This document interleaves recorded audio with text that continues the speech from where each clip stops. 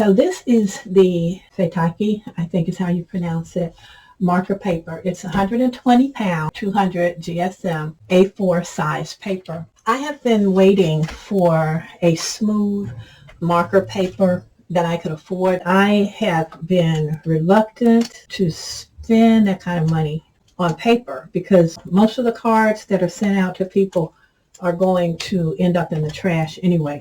So as much as I love my hobby and as much as I enjoy sending out quality card projects, I have to be a little bit frugal. Card making is an extremely expensive hobby. So I do try to economize where I can when it comes particularly to paper. Now the thing about this marker paper is that you want something that is not going to allow the alcohol markers to bleed through. All right. So this paper does have a very smooth surface. It is not a heavyweight paper, but it is very smooth. I like the feel of this, but I can show you as I bend it. If we compare that with a heavier weight cardstock, this is a thicker cardstock. The best way to test any marker paper is to actually complete a project on the paper and color it in. I have finished creating my panel or the face panel for my card because I figured the best way to test this paper was to actually use not all, but a lot of the various mediums that I use when I'm creating cards. And so far it has done a good job. The surface has like a sheen to it because I guess there's a coating on the top of this paper. But I like it. I like the effect. I like the way it looks on the card. This is the front. This is the back of the card. And now I'm going to do some wet applications on this cardstock. So I've done wet embossing here. I embossed this tree, and over here in the corner you can barely see it because I did it with sort of a clear embossing, but there's another tree there, and then of course the stamping and applying the various inks. So now I'm going to take my alcohol markers and I'm going to color in the sleigh.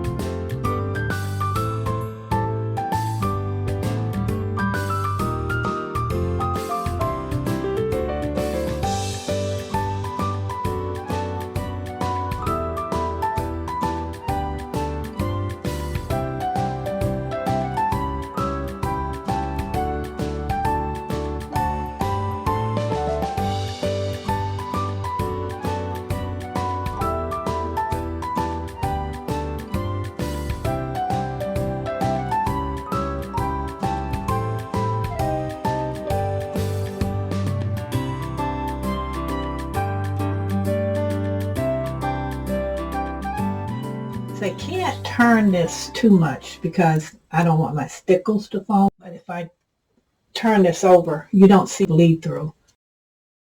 I wasn't trying to blend colors or get highlights or any of that. I was just trying to put down as much ink as I could, get this paper really wet to see how it performed. It seems to be performing very well. Let's see.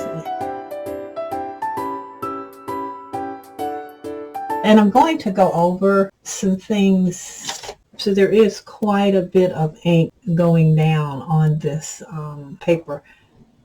The alcohol markers perform differently on this paper. I've noticed that. So, I mean, in a good way, not in a bad way. So this may end up, although it's a little too expensive for me to say that it's the paper that I will use for all of my card making. The price for the paper itself, it's not overpriced. It's a good quality paper. It performs well with all kinds of medium. So when you're doing a special card, or if you were making cards that you're selling, then it would be worth the investment, particularly if you could buy it in larger quantities. But I will definitely start using this for those special cards that I do, because I do like that you can put down so many layers of color and it definitely won't bleed through. So now I'm going to do an additional wet application.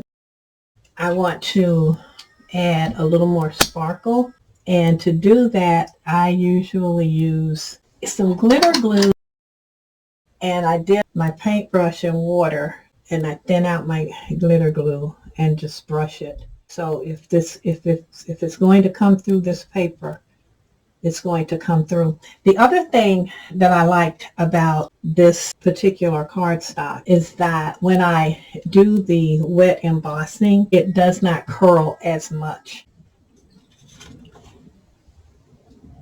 So I think this paper has worked out very well for me.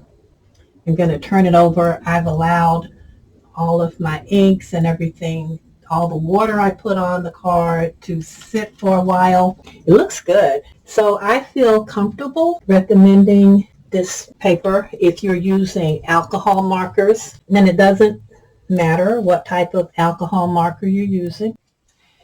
So this is the final outcome using the Feitake alcohol paper. If I angle this, you can kind of see there's a bit of a sheen to the paper. That's what it gives your projects. So I'm really pleased with how it performs, and I use several different mediums. It handled all of them well. So I think it's a good value. I think the price for 60 sheets of A4 paper, it's a decent price, and it's just really hard to find good paper at a reasonable price, and I think this is reasonable. And as I showed you earlier in my review, it's not super thick, but that's okay for me as a card maker, because I'm going to be putting it on to a heavier cardstock like this one, because I want my cards to be able to stand up in a tent fashion.